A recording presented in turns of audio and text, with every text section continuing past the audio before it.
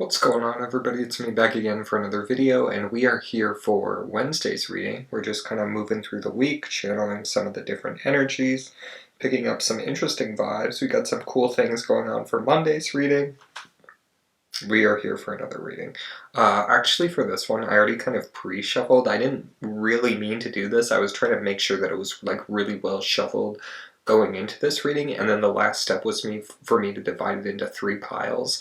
And then as I was kind of looking at it, I realized that like the 3 cards on top is what I wanted the reading to be. I haven't flipped them over, so I don't know what the cards are, but I just kind of got like, I don't know, it's all vibes based. Sometimes you're just shuffling the cards and you're like, I want this to be the reading, and that's what it did, and so this is the reading. So we already shuffled, we have the 3 cards, we're getting into it. I'm just going to pull one at a time, because sometimes I think it gets a little confusing doing it multiple, even though I do like to do that, but again, it's just per reading. You just have to, you go into the reading and you just know what you're supposed to do. Sometimes you pull them all at once, sometimes you pull one at a time. Sometimes you put them in a specific spread, sometimes you don't. Okay.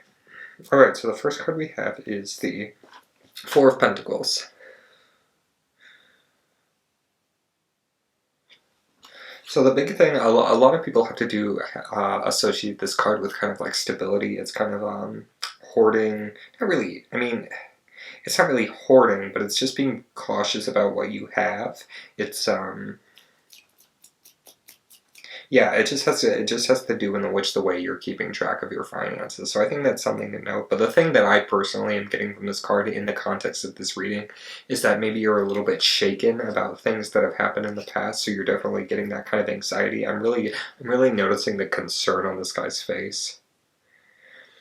Because he's very much paying attention to like he doesn't want anything happening to his money. He's being very cautious about this. And yes, this card can be associated with the stability of your finances because you are like watching over them and like you're being careful about it and it's cautious. But this I'm really noticing almost going to like too far where you're getting just like anxiety about it. And I think that could potentially be associated with Monday's reading, like last reading is what I was trying to say, where you take this kind of like quick hit and like something goes wrong, and we talked about it saying like, oh, it's not really going to bleed into the way like it's not indicative of the overall energy for like the month or the year, or just kind of like a significant portion of your life. It's just kind of this quick hit, but I noticed that it really seems to have rattled you specifically in regards to your finances. So if you did go in the path of that financial hit, I'm noticing that you're still kind of dealing with the fallout of that energy. And I want this to just reassure you that sometimes those one-off hits are just going to happen. There's not really anything you can do about it. You can always do like, if you look at it and realize there's something you could have done better, then yes, but I'm getting the reading for this that if there was, it'd be pretty obvious and you wouldn't have to like think too hard. It's either like, oh, I forgot to do this and this happened. Like, I forgot to double check the quote I gave for this guy, so that's why it ended up being $150 less than I thought it would be.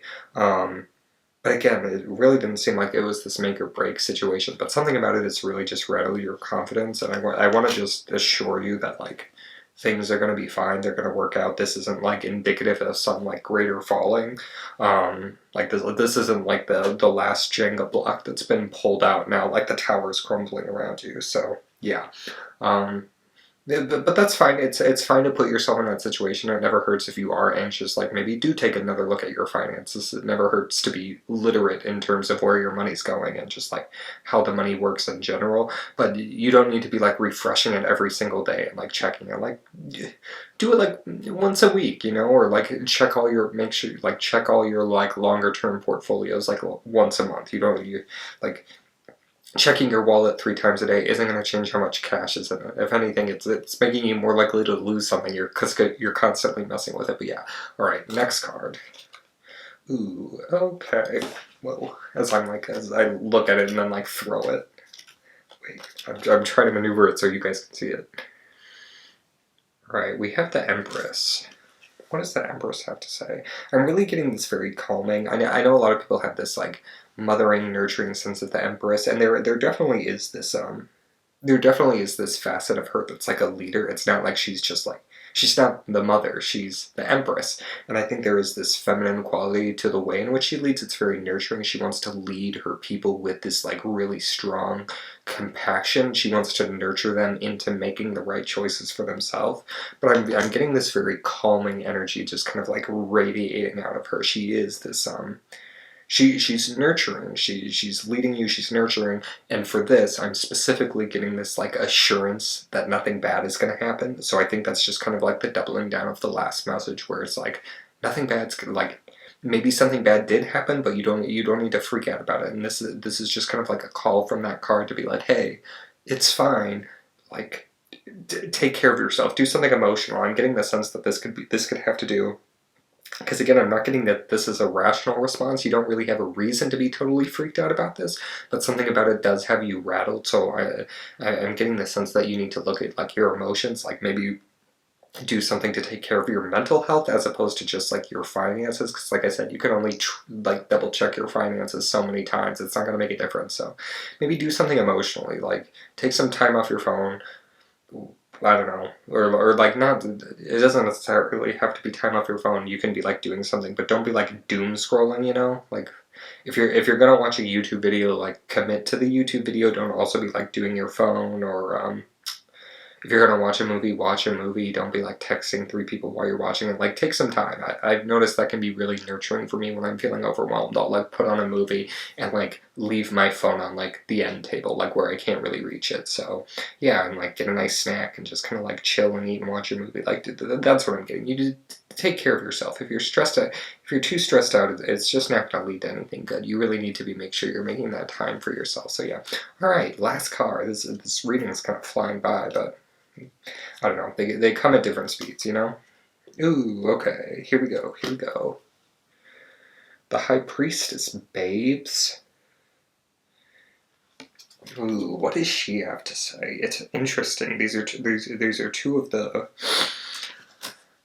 I don't want to say that they're the most, like, they're more powerful cards, because I don't really believe in the sense of, like, certain tarot cards being more, like, powerful, but I do believe that some of them exude a greater sense of authority, and these are two of the most, like, authoritative feminine cards in the deck. They're looked at for slightly different things, because the Empress is kind of like that maternal, like, leader, in the sense of, like, she's in charge, whereas the High Priestess isn't, like, she's in charge, but she's kind of like in charge of her domain. Like you have to seek her out. She's not like knocking down your door to be like, I'm in charge of you, you know? Not to say that the Empress is, but it's kind of like, I don't know, it's like the difference between like a church leader and a government official. Like the government official is kind of in charge whether you like it or not, but like you need to be seeking out the High Priestess. And I don't know, I think we're leading up to Beltane, so like there's some pretty ripe spiritual energy. I don't know if you guys know about that, but Beltane's kind of the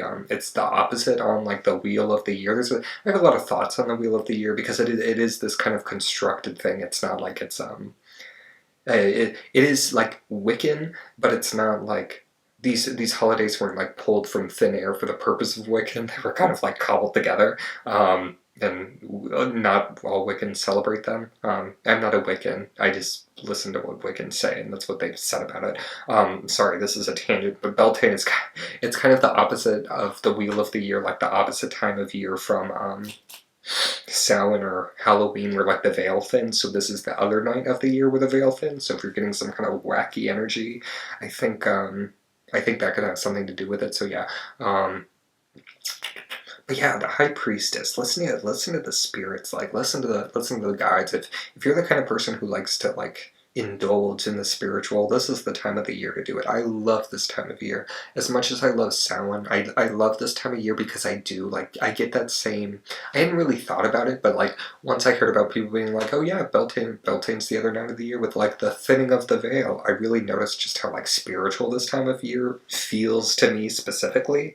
And it always has felt that way, but I hadn't really been able to put my word on it. Like my thumb on it. Like I haven't been able to like rationalize that, but then once they said that, I'm like, it actually does have like a really weirdly similar vibe to like the time of year Halloween comes around, but it's like different because again it's opposite. Instead of like things dying away, they're like waking up. But so there's a lot of change in the air, and I think that's kind of why the veil's so thin. So yeah, take a look at that. I think you might find some actually really interesting assurance. Maybe you'll even draw some power. Like if you feel like you're powerless, maybe this will be your opportunity to take some power back. I know I'm going on a trip, so I'll actually be out of town for Beltane, but I'm going to be in a really like secluded area, so there's going to be a lot of really interesting potential to like go out in nature. So go out in nature if you can. You know, I don't know.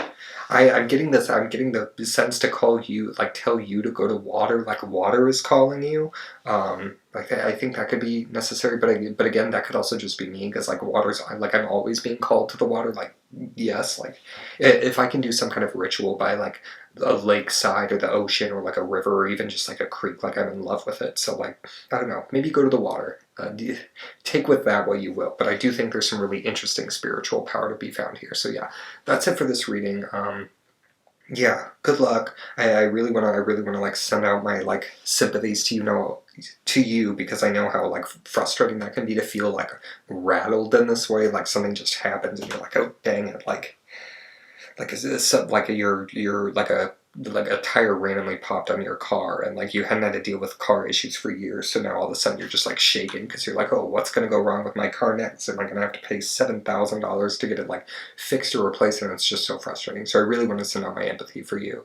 And yeah, but you'll make it through it, right? You got the Empress and the High Priestess. Things go wrong sometimes, and that doesn't mean the sky is falling, but you just kind of get back up, take some time for yourself, and move forward from there. But yeah, I will see you in the next one. Thank you so much for watching. Let me know if you have any thoughts about this reading, and yeah, catch you next time.